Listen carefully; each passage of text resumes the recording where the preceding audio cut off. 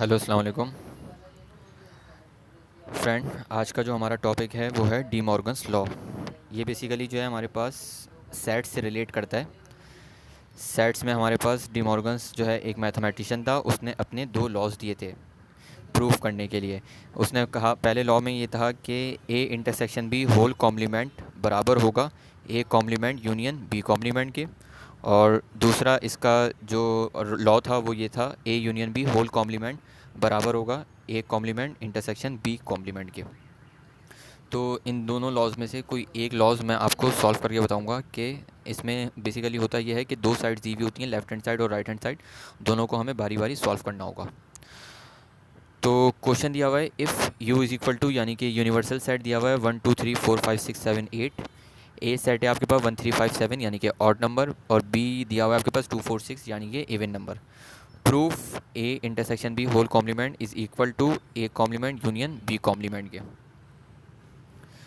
Solution में हमने लिख लिया कि A intersection B whole complement बराबर है A complement union B complement के। तो सबसे पहले हमें ये करना पड़ेगा कि लेफ्ट हैंड साइड लेनी पड़ेगी। तो हमने लिखा taking left hand side. Left hand side में दिया हुआ है हमारे पास A intersection B whole complement. बोर्ड मास का रूल अप्लाई होगा, यानी कि बोर्ड मास हमें अप्लाई करना पड़ेगा। मैथमेटिक्स को सॉल्व करने का रूल है बोर्ड मास।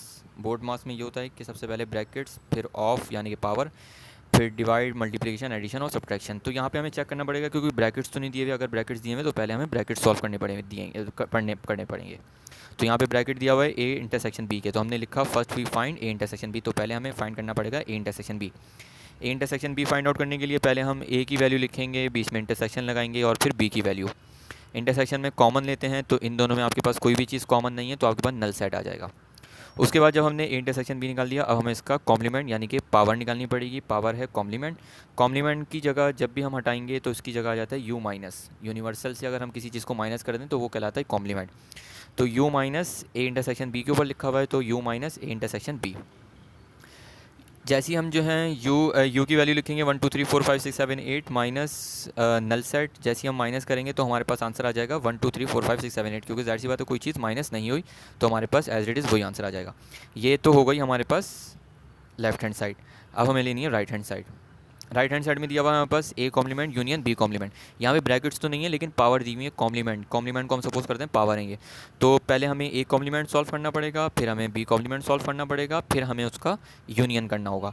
तो ए कॉम्प्लीमेंट निकालने के लिए वही रूल अप्लाई होगा कि यू माइनस ए के ऊपर लगा हुआ है तो यू माइनस ए हो जाएगा।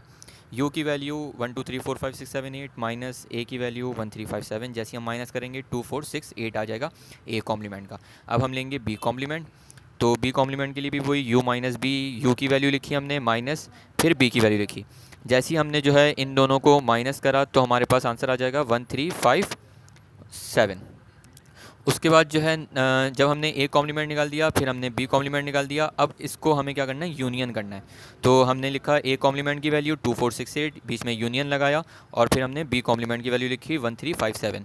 अब इन दोनों में यूनियन में ये होता है तरतीब दे के लिखते हैं। तरतीब में सबसे नंबर छोटा आपके पास 1 है, फिर 2 है, फिर 3 असेंडिंग ऑर्डर में, यानी कि उसके बाद 4 5 6 7 8।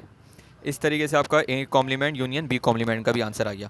तो ये आंसर और आपके पास जो लेफ्ट हैंड साइड का आंसर है वो भी आपके पास दोनों क्या हैं, इक्वल हैं। तो इस वजह से हमने आखिर में लिख दिया left hand side is equal to right hand side, hence proved. Thank you.